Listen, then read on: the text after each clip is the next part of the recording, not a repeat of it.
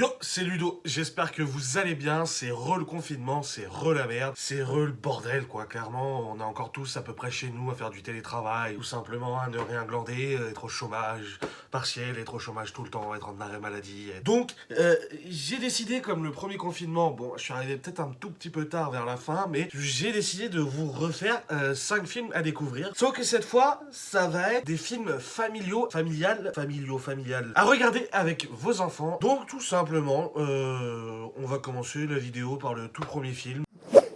Mathilda, qui est de Danny DeVito et qui est adapté du roman qui porte le même nom de Roald Dahl. Le pitch: Mathilda est une petite fille de 6 ans et demi extrêmement intelligente qui ne s'entend pas très bien avec sa famille, se retrouve à être amenée à enfin rentrer à l'école à l'âge de 6 ans. Chez nous c'est 3 ans, dans le film c'est 6 ans. Sauf que malheureusement tout ne va pas se passer comme elle l'espérait, comme elle l'a imaginé toute sa vie. Elle qui voulait pouvoir aller à l'école pour essayer de souffler, d'apprendre de nouvelles choses, combler son intelligence surdéveloppée et surtout pouvoir se débarrasser légèrement de sa famille au moins pendant quelques heures dans la journée.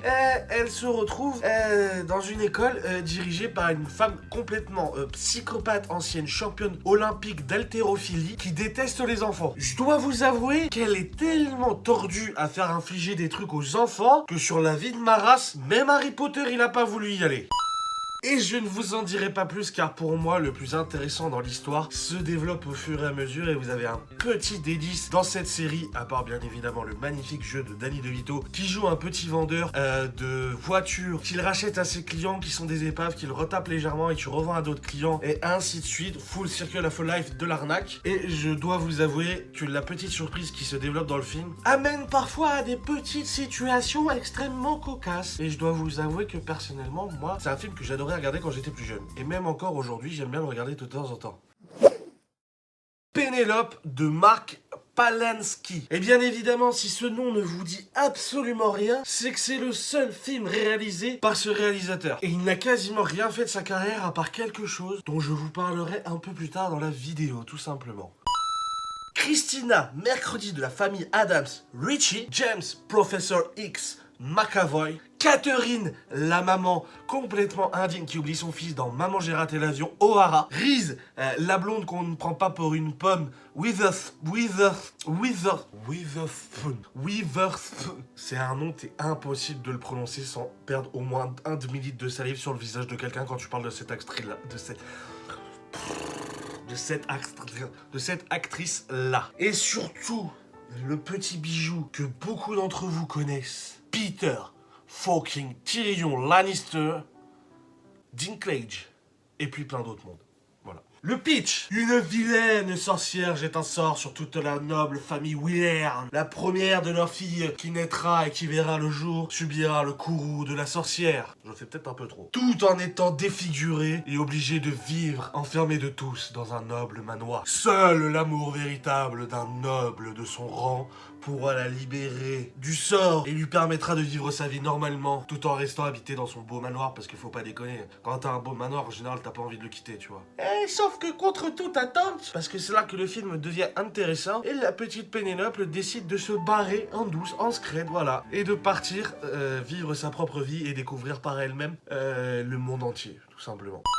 Vous serez carrément surpris par la tournure que prend le film. Et mine de rien, il arrive à toucher un petit peu le cœur, et puis il a un très très beau casting dedans. Et les fêtes de fin d'année approchent, surtout qu'on risque de tous les passer les uns loin des autres, donc il y a moyen qu'avec un petit chocolat chaud, un petit plaid, des bonnes vieilles chaussettes pilou que vous remontez jusqu'aux genoux, il y a moyen que vous appréciez bien le film. Et ça, clairement, ça vaut tout l'or du monde. De Penny Marshall, j'ai pas de blague. Le pitch: pendant la Seconde Guerre mondiale, alors que quasiment tous les hommes et sportifs de haut niveau sont partis sur le front pour essayer de battre le terrible Hitler, les stades sont dans la merde et les clubs sont en train de faire faillite. Alors, plusieurs managers et gérants d'équipes sportives, dont une équipe de baseball, décident de créer une ligue temporaire féminine pour permettre de remplir les stades et faire un petit peu de zeille. Parce que mine de rien, sans le zeille, il n'y a plus de zeille. Et petit détail, c'est inspiré d'une histoire vraie.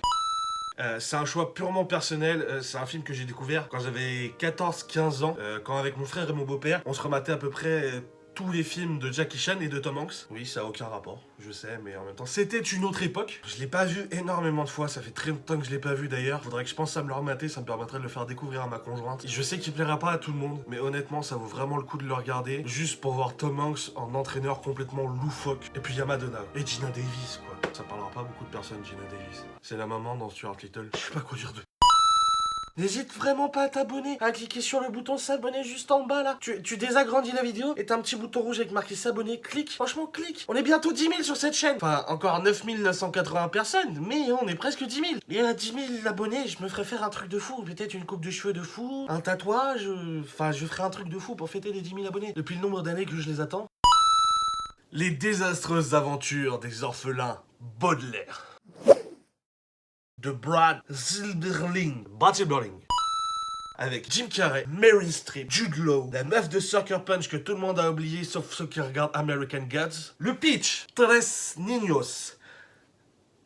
Je sais pas parler espagnol. 3 enfants se retrouvent orphelins suite à la malheureuse circonstance d'un incendie complètement suspect de leur manoir qui a tué leurs parents. Un peu comme tes merguez l'été. Tu sais quand tu les oublies et que tu bois une bière ou un pastis. Pareil, peut-être un peu plus quand même. Suite à ce malheureux accident, les 3 orphelins Baudelaire se retrouvent sous la garde de leur tuteur, les comtes Olaf. Et, sauf que les comtes Olaf, déjà, il y a personne qui le connaît, il a un tatouage chelou sur la cheville, et ben il... Est-ce que vous connaissez Jim Carrey? C'est pour vous faire découvrir ce film qui a pas très bien marché au box-office à l'époque. Il est sorti en 2000, 2005, un truc comme ça. Et honnêtement, il n'a pas très bien fonctionné malheureusement, alors que c'est un film complètement fou. Voilà, clairement, je vous le dis, c'est complètement ahurissant. Et puis Jim Carrey en Comte Olaf, c'est juste majestueux, ce personnage. Je connais pas du tout les romans, parce que c'est une saga adaptée de romans, donc je ne connais pas du tout les romans, je les ai jamais lus. Ça apporte tellement de plus, tellement de peps. Enfin, quand il bouge son visage, quand il fait sa prestance et tout. Honnêtement, juste pour ça, déjà vous pouvez le regarder, y a pas de souci. Netflix a sorti une série en 3 saisons avec le génialissime Neil Patrick Harris, aka Barney Stinson dans How I Met Your Mother. Et honnêtement, un film, 3 saisons, il y a moyen que vous passiez un très bon couvre-feu. Un très bon confinement, pardon. Le film Big, à ne pas confondre avec Big Fish, qui n'a rien à voir, de Penny Marshall. Et c'est totalement la meuf qui a réalisé une équipe hors du commun que je vous parlais d'il y a 2 secondes dans la vidéo là. Le pitch, qui n'a jamais dit enfant? Ouais, gros, j'aimerais trop être un grand comme ça, je pourrais faire ce que je veux. Avant bien évidemment de se rendre compte que la vie d'adulte c'est pas si bien que ça, et que c'est hyper chiant avec les impôts, le travail, de trouver un appartement, payer un loyer, payer de sa nourriture, payer l'électricité. Le personnage principal, qui est incarné par bien évidemment Tom Hanks, Joshua Baskin, suite à un vœu fait dans un tournée Coty, magicien perlapimpin enrouillé, tu mets une pièce, tu chopes le tétanos, d'une petite foire de sa ville, se retrouve le lendemain dans le corps d'un adulte. Sauf que c'est un adulte de 30 ans à peu près, 25-30 ans, et avec la mentalité d'un enfant de 10-13 ans.